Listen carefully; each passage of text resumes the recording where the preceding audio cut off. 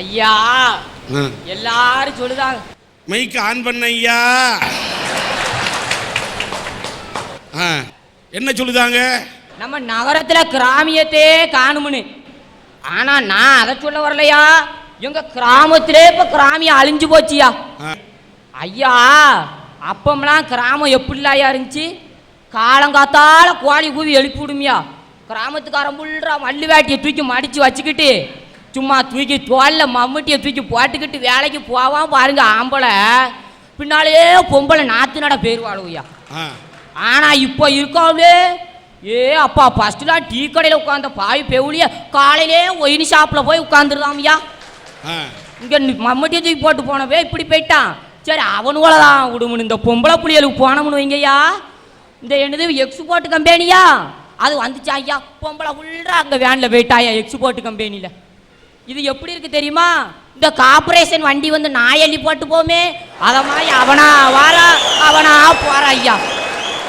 அப்போம்லாயா சிலம்பாட்டம்னு ஒன்று இருந்துச்சு. நல்லா சிலம்பாட்டம் நம்மால அடிப்பானே. ஏ அம்மா திருநெல்வேலிக்கா சும்மாவா சிலம்பா அப்படியே கம்பை தூக்கிட்டு சுத்துவான் பாருங்க ஐயா. கீழே புனிஞ்சி வளைஞ்சி அப்படியே உடம்புக்கு ஒரு தெம்பு, மனசுக்கு ஒரு நிம்மதி. நாங்கள் வாக்கிங்கும் போக மாட்டோம், சாக்கிங்கும் போக மாட்டோம். இதான் இப்படி போச்சுன்னா மாட்டில் சாணம் வரும்லாயா. சாணத்தெல்லாம் விவசாயம் பண்ண வயலில் போட்டு ஏ அப்பா விளைச்சல் வருமே மேனி போகும்யா. மேனினா 100 மூடை விளையுத இடத்துல 150 மூடை விளையுது. இப்போ கழுத கண்ட உடத்த போட்டு விளைச்சலை ஃபுல்லாக எடுத்து கட்டமண்ணா ஆக்கி போட்டு 100 மூடை விளையுத இடத்துல 30 மூடை தாமியா விளையுது. கிராமத்தில் பேர் வைப்பாங்க. என் தாத்தன் பேர் இல்லை உனக்கு குலதெய்வம் பேர் எடுபட்ட வேலை பேரெலாம் நல்லா சொல்லணும். முனிய சாமி, என் முனியாண்டி, என் கருப்ப சாமின்னு வச்சாவு.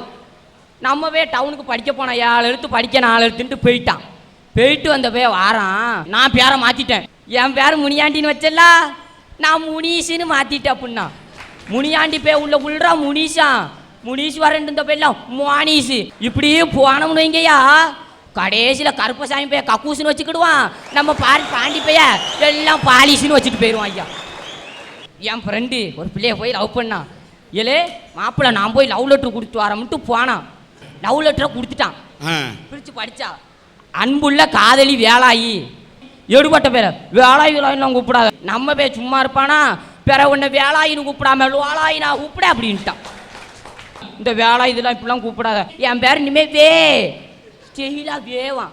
சரி கீழே படித்தா நான் உன்னை காதலிக்க நீ என்னை காலிக்கா எல்லா கருமாந்திரத்தை எழுதிட்டு கடைசியில் இப்படிக்கு உன் அன்பு காதலை ஆசை மச்சான் கருத்த பாண்டின்னு எழுதுனான்.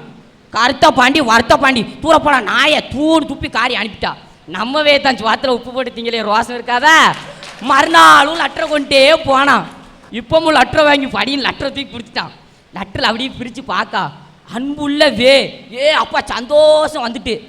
நீ என்ன காதலிக்காவே, நான் உன்னை காதலிக்கவே, நீ சாப்பிட்டியாவே, நைட்டு நல்லா தூங்குனியாவே, இப்படி எழுதிட்டே போயிட்டான்.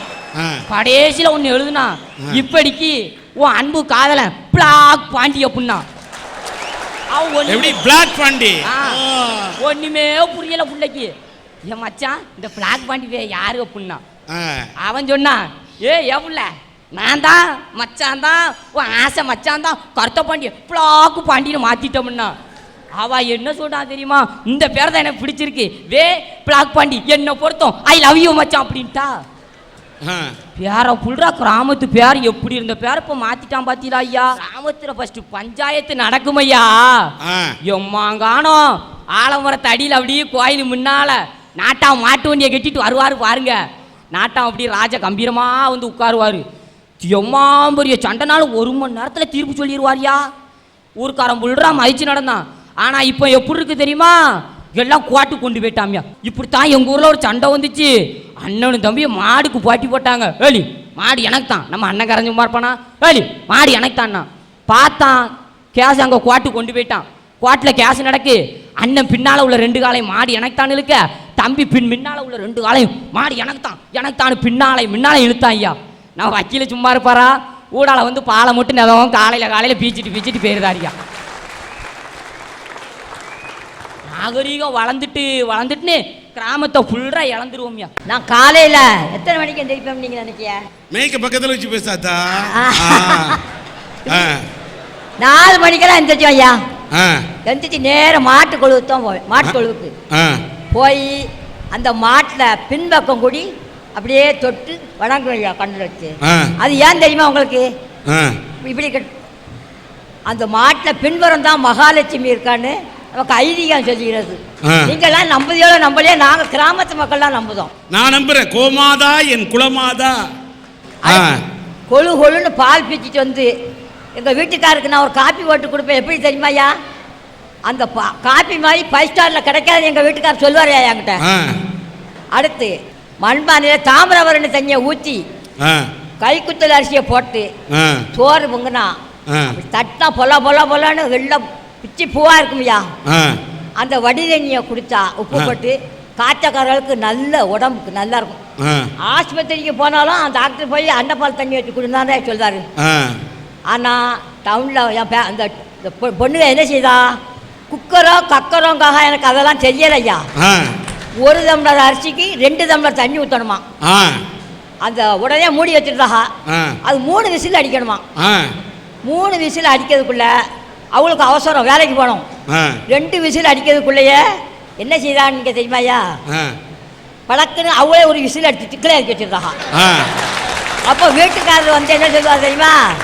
ஏன் சோறு குழுன்னு இருக்குது கேட்டால் குக்கர் தான் தப்பு பண்ணிட்டுதாங்க.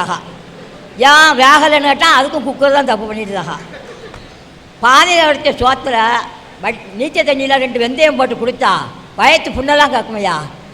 குக்கரில் நீராகாரம் வடி தண்ணியெல்லாம் ஏதையா. அப்போ எப்படியா ஆட்களுக்கு சத்து வரும்? எங்கள் ஊரில் எல்லாம் ராத்திரிக்கு ஒரு 8 மணிக்கு 4 விருந்தாள் வரும். அப்போ கொஞ்சம் சோறு காணான்னு வச்சுக்கோங்களேன். எங்களுக்கு வயசு காலத்தில் அதுக்கு முறை உலகம் வைக்க முடியாது. உடனே பக்கத்து வீட்டு பரா சொல்லி விருந்தாளுகளுக்கும் தெரியக்கூடாது. போய் ராக்கம்மா கொஞ்சம் ரசம் கொடு, லட்சுமி கொஞ்சம் சோறு கொடு, பாப்பாத்தி நீ கொஞ்சம் கறி விடுன்னு சொல்லி அந்த விருந்தாளுகளுக்கு அப்படியே நல்லா வீட்டிலேருந்து வச்ச மாதிரி வச்சு நல்லா கொடுத்துருவோமையா. அந்த ஆட்களை மறுநாள் தாங்கி தடுக்கி 4 நாளைக்கு இருக்க வச்சுருவோம். ஆனால் டவுனில் என்ன நடக்குன்னு தெரியுமா? டவுனுக்காரர்கள்லாம் என்ன செய்தாங்க? அவங்களுக்கு வேலை ஒரு பக்கம், ராத்திரி வந்தால் விருந்து வந்தால் கடை இருந்தாலும் வாங்கி கொடுக்குறது ஒரு எரிச்சல். உடனே அவங்க பேசுறதை பார்த்து மறுநாள் விடியக்கெல்லாம் காப்பியோடு அந்த விருந்தாள் ஒடிய வேமையா.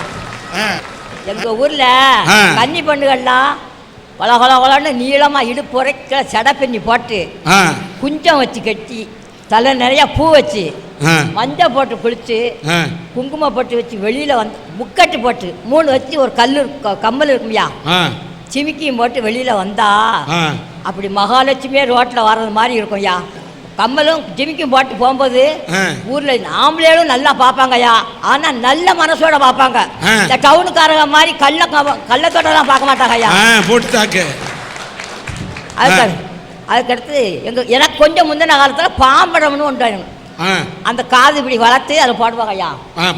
பாம்படம் ஒவ்வொரு பாம்படமும் 2 பவுனாவது இருக்கும். எங்கள் பெரியம்மா ஒருத்தி அப்படி போட்டிருந்தா. அவள் பேரை ஒருத்தர் ரொம்ப நாள் அந்த பாம்படத்தை காய்ச்சித்தாத்தா, அது பாம்படத்தை காய்ச்சித்தா நான் வியாபாரம் பார்க்கணும்னு சொல்லிக்கிட்டே இருந்தான். ஆனால் அவளுக்கு கொடுக்க மனசு இல்லையா. உடனே ஒன்று என்ன செஞ்சான்? அவள் பாட்டி தூங்கையில் 2 காத்தலையும் நல்லா கலத்தி கையில் வச்சுக்கிட்டு பாட்டி முழிச்சா இதை கண்டுபிடிச்சிருவாளா, கனமாக இல்லாமல் இருக்கும்போது வெறுங்காதா. உடனே 2 பூட்டு வாங்கிட்டு வந்து 2 காத்தலையும் போட்டு பூட்டி சாவியை கொண்டு போயிட்டான். பாட்டி விடியாக்கால எந்திரிச்சு பார்க்கா காது 2 சும்மா தொங்குது. போனவன் சாவியாவது உள்ளே போட்டு போகணும்லையா, அதையும் தூக்கிட்டே போயிட்டான். ஆனால் அந்த பையனை வைய மாட்டான். கிராமத்து மக்கள் தான் பிள்ளையவும் பக்கத்து வீட்டு பிள்ளையெல்லாம் ஒன்று போல பார்ப்பாங்கயா, வையவே இல்லை. நான் அரட்டை நேரத்துக்கு பேச வர்றதுக்கு எங்கள் ஊரில் இருந்து 3 கார் மாறி வரணும். முதல் நாள் வந்து பேசிட்டு வரையில் ஒரு காரில் இடம் கிடைக்கல. ஒரு தம்பி டைட்டு பேண்ட்டு டைட்டு சட்டை போட்டுக்கிட்டு இப்படி தலையில் அரைத்தலை இப்படி அரைத்தலை இருந்ததையா. அப்போ நான் சொன்னேன், தம்பி கொஞ்சம் தள்ளி இருப்பான், பாட்டி நான் அவங்ககிட்ட இருக்கணும், எனக்கு கொஞ்சம் இடம்தான்னு கேட்டேன். அவன் திரும்பி பார்த்தான், என்னை பார்த்தா உங்களுக்கு பொம்பளையா தெரியலையா அப்படின்னா. தம்பில அது தங்கச்சி அப்படி இருந்திருக்கான். அது போச்சு. பிற ஒரு தடவை வரையில் இந்த கேடிசி நகருக்கு போகிறதுக்கு வழி எங்கய்யா, எந்த காலில் ஒன்றுன்னு கேப்பம்ட்டு போனேன். பின்னால் நல்லா முடியெல்லாம் சொல்லி விட்டு ரப்பர் பேண்ட் மாட்டியிருந்தது. ஒரு காற்றுல கம்மலும் தெரிஞ்சுதியா. அப்போ நான் நினச்சேன் பொம்பளை பிள்ளை நினச்சிக்கிட்டு, தாய் கேடிசி நகருக்கு போகிற காரத்தில் நான் விவரம் இல்லாமல் இருக்கேன் அப்படின்னு. ஆ. அப்போ திரும்பி பார்க்கா அவன் சொல்லுதான், நான் தம்பி இல்லை தங்கச்சி தான், நான் தம்பிங்க. ஆ. ஐயோ இது என்ன கொடுமை, டவுனு காட்டில எல்லாம் தம்பிக்கும் தங்கச்சிக்கும் வித்தியாசமே தெரியலையே, இந்த கன்றாவி எங்கே தொலைக்கன்னு நான் நினச்சிக்கிட்டேன். பிறகு நான் பஸ் ஸ்டாண்டில் இறங்கி கடைக்கு சாப்பிட போனேன். இந்த டவுனில் சாப்பிட போகும்போது ஒரு பொண்ணும் ஆணும் கையை இப்படி கொடுத்துக்கிட்டு போகிறாங்க எனக்கு முன்னாடியே. அப்போ நினச்சேன் இந்த பிள்ளைக்கு கண்ணு தெரியாதோ அப்படின்னு நான் மனசில் நினச்சிக்கிட்டு கிட்டத்தில் பார்க்கையா கண்ணு நல்லாவே தெரியுது. அப்போ ஏன் கொடுத்துக்கிட்டு போகிறாங்க? நாங்கள்லாம் வெத்தில ஓட்டு உதட்ட நல்லா சிவப்பாக்குவோம். அதாவது சவைக்கையிலே இங்கே எல்லாம் வந்து ஒரு சிவப்பு நேரம் அப்படி சீவின்னு இருக்கும். இப்போ பொம்பளையா லிப்ஸ்டிக் எனக்கு அது சொல்லக்கூட தெரியல. அதை போட்டுக்கிட்டு அந்த உதட்டில் ஒரு நாளைக்கு ஒரு தடம் போட்டாலும் பரவாயில்லையா, அடிக்கடி போடுறதாக. அதனால என்ன கேடு தெரியுமா, நான் ஒரு புத்தகத்தில் படித்தேன், புற்றுநோய் வருதாமையா இந்த லிப்ஸ்டிக் அவங்க போட்டு ஏன் ஆஸ்பத்திரிக்கு போகணும், அது போடலைன்னா என்ன. நாங்கள்லாம் மகளை கட்டிக்கிட்டு மருமக வீட்டுக்கு வந்தா ஐயா வாங்கன்னு கேட்கறதோட நாங்கள் அது பிறகு அவங்க இருக்கிறதுக்கெல்லாம் போக மாட்டோம். ஏன்னா அவங்க சின்னஞ்சிறு பிள்ளைய. அப்போ நம்ம போய் அங்கிட்டு கூட நடமாட்டினோம்னா அவங்க என்னென்னப்பா அவங்களும் சந்தோஷமாக இருக்க நம்ம பண்ணால் நம்மளும் கொஞ்சம் வெக்கமாக தானே இருக்கும் அது. ஆனால் இப்போ பட்டணத்துக்காரங்களாம் என்ன செய்யறாங்க, மாமியார் மருமகனும் ஒன்றாவே வண்டியில் போகிறாங்க, சினிமாவுக்கு போகிறாங்க. என்ன நாகரிகமோ என்னன்னு எனக்கு ஒன்றும் விளங்கலை. நாங்கள் நாகரிகம்னு எதை நினைக்கணும் தெரியுமாயா, சத்தியம் கட்டுப்பாடு நேர்மை ஒருத்திக்கு ஒருத்தன் வாழ்ந்தது, இதைத்தான் நாங்கள் நாகரிகம் நினைக்கையா. மறுபிறவின்னு இருக்கோ இல்லையோ எனக்கு அது தெரியாது. அப்படி ஒரு பிறவி இருந்தால் தமிழ்நாட்டில் இதே நெல்லை மாவட்டத்தில் ஏதாவது ஒரு கிராமத்தில் தான் ஐயா பிறக்கணும்னு நான் நினைக்கிறேன்.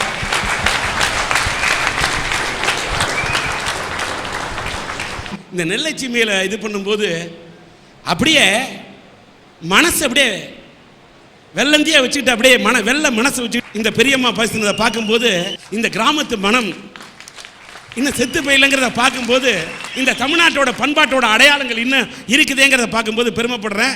எங்கள் தமிழ்நாட்டு பண்பாட்டின் சிகரமாக விளங்கக்கூடிய இந்த மண்ணின் மனத்தை எடுத்து சொல்லக்கூடிய இவர்களை பேச வைப்பதில் ஒரு தமிழர் என்ற முறையில் சன் டிவியின் அரட்டை அரங்கத்தில் நின்று நாங்கள் பெருமைப்படுகின்றோம். அன்னையை தமிழ் வாயால் மம்மி என்றழைத்தாய், அழகு குழந்தையை பேபி என்றழைத்தாய், என்னடா தந்தையை டாடி என்றழைத்தாய், என்னடா தந்தையை டாடி என்றழைத்தாய், இன்னுயிர் தமிழை கொன்று தொலைத்தாய், தமிழா நீ பேசுறது தமிழா. ஐயா உலகத்தில் செம்மொழிகள் 6ங்கிறான். கிரேக்கம், லத்தீன், எபிரேயம், சீனம், சமஸ்கிருதம், தமிழ் மொழி. இதுல கிரேக்க மொழி இன்னைக்கு கல்வெட்டுகளாக மட்டும்தான் இருக்குது. லத்தீன் மொழியை பார்த்தா குறியீடுகளாக மட்டும்தான் படிச்சுக்கிட்டு இருக்கோம். வேதாகமத்தோட சரி எபிரேயம் முடிஞ்சது. கோயில்களில் அர்ச்சனை பாட்டு மூலமாக தான் காது குளிர காட்டுக்கிட்டு இருக்கோம் சமஸ்கிருதத்தை. ஆக மீதம் பேச்சு மொழியில் இருப்பது 2, சீனமும் தமிழும். இன்னைக்கு சீன மொழி அதிகமான பேர் பேசுறாங்கன்னா அது அந்த மொழி காரணமா இல்லையா, மக்கள் தொகை அதிகமாக இருக்கு அதனால அதை பேசுறான். இன்னொரு முக்கியமான காரணம், சீன மொழியில சித்திரை எழுத்து அதிகமாக இருக்கிறதுனால பெரும்பாலான மக்களை போய் சென்றடையல. ஆக 130 கோடி பேர் பேசுகின்ற சீன மொழியை விட வெறும் 8 கோடி பேர் பேசுகின்ற தமிழ் மொழி தான் நண்பர்களே இன்றைக்கு உலகத்தின் மூலை முடுக்குகளிலும் உயிரோட்டமாக இருக்கிறது. ஐயா உலகத்தில் பெரிய நீர்வீழ்ச்சின்னு கேட்டால் எதை சொல்லுவாங்க? நயகரா நீர்வீழ்ச்சி. அந்த நயகரா நீர்வீழ்ச்சியோட உச்சாணியில் எழுதியிருக்கிறான் அழகு தமிழில் வருக வருகன்னு எழுதியிருக்காங்க. வந்தாரை வரவேற்று வாழ வைக்கக்கூடிய பண்பை இந்த உலகத்துக்கு கொடுத்தவன் ஐயா தமிழன். அதனால தான் ஐயா உலகமே அண்ணாந்து பார்க்குற அந்த இடத்துல எழுதி வச்சான் அழகு தமிழில் வருக வருகன்னு. எல்லா நாடுகளையும் அடக்கி ஆளுறான் அந்த அமெரிக்கா. அந்த அமெரிக்காவில் இருக்கக்கூடிய அந்த நாசாவுடைய விண்வெளி மையத்துடைய வாசலில் எழுதியிருக்கிறான் கற்றது கையளவு கல்லாதது உலகளவுன்னு எழுதியிருக்காங்க. தமிழனை பார்த்து உலகமே கத்துக்கோ அப்படின்னு ஐயா சொல்லுது இந்த வாசகம். ஆனால் இப்படி எல்லா நாட்டுக்காரங்களும் நம்ம தமிழ் மொழியினுடைய சிறப்புகளை அவன் தேவைக்கு எடுத்து பயன்படுத்திக்கிட்டு இருக்கான். இங்கே தமிழ்நாட்டில் தாயா தமிழ் தெருவில் கிடக்குது. தமிழ் மொழியில் இல்லாத வார்த்தைகள் ஐயா உலகத்தில். ஆனால் அந்நிய மோகத்தால் பந்தா பண்ணணும் அப்படிங்கிற ஒரு காரணத்திற்காக நம்மளுடைய தமிழ் மொழியை கூட சுருக்கமாக பேசி நம்மால் பேர் வாங்கிட்டு இருக்கான் ஐயா. உதாரணமாக ஆங்கில மொழியில் சிட்டவுன் அப்படின்னு சொன்னால் என்னையா அர்த்தம்? உட்காருன்னு அர்த்தம். உட்காருன்னு சொல்லலாம், உட்காருன்னு சொல்லலாம். ஆனால் நம்ம ஆளுக்கு குந்துங்கிறான் ஐயா. குந்தா என்னையா வார்த்தை குந்துன்னு அகராதியில் எடுத்து அர்த்தம் பார்க்குறேன். குந்துக்கு அப்படி ஒரு அர்த்தமே இல்லை. அப்பதான் தெரிஞ்சது நம்ம அகராதி பிடிச்ச அந்நிய மொழியில ஐயா பேசிக்கிட்டு இருக்கோம். இன்னைக்கு தமிழன் என்ன செய்யறான்? எல்லா மொழிகளையும் படிக்கிறான் வளர்றான். சார் ஒரு சின்ன விஷயம் நான் உங்கள்கிட்ட ஒன்று தான் சொல்ல ஆசைப்படுறேன். தமிழ் வழி கல்வின்னு சொல்லிட்டு லார்வாவாய் இருந்து கூட்டுப்புழுவாய் மாறி பட்டாம்பூச்சிகளாய் சிறகடியுங்கள் என்று நான் உங்களை சொல்கிறேன். நீங்கள் கூட்டுப்புழுக்களாய் அடைபட்டு கிடப்பேன் என்று சொல்கிறீர்கள். பட்டாம்பூச்சியா சிறகடிக்கணும்னா என்ன பண்ணணும்? தமிழை எல்லா மொழியும் படிக்கணும். தினசரி ஒரு தமிழனுடைய அந்த வாழ்க்கையில காலையில எழுந்திருச்சு இரவு தூங்க போற வரைக்கும் அந்த ஒவ்வொரு நிமிஷத்தையும் நம்ம அந்நிய மோகத்தால நம்மளுடைய உணர்வுகளை இழந்துகிட்டு இருக்கோம். எப்படின்னா மார்னிங் எழுந்திருச்சு பெட் காஃபி குடிச்சிட்டு பாத்ரூம் போயிட்டு ஃபேஸ் வாஷ் பண்ணிக்கிட்டு பிரேக்ஃபாஸ்ட் பண்ணிட்டு சைக்கிளையோ பைக்கையோ ஃபோர்வீலர் எடுத்து டிராஃபிக் எல்லாம் கடந்து ஆஃபீஸுக்கு போய் ½ அன் அவர் ஃபைல்ஸ் எல்லாம் பார்த்துட்டு பின்ன லஞ்ச் எடுத்துட்டு ஈவினிங் டீ காஃபி குடிச்சிட்டு ரிட்டன் அதே போல சைக்கிளையோ பைக்கையோ ஃபோர்வீலர் எடுத்து டிராஃபிக் எல்லாம் கடந்து வீட்டுக்கு வந்து கீ எடுத்து டோரை திறந்து டின்னர் எடுத்துட்டு பெட்டுக்கு செல்கிற வலையிலே என்னுடைய தமிழனுடைய உதடுகள்ல தமிழ் வருவதற்கு திணறுதையா.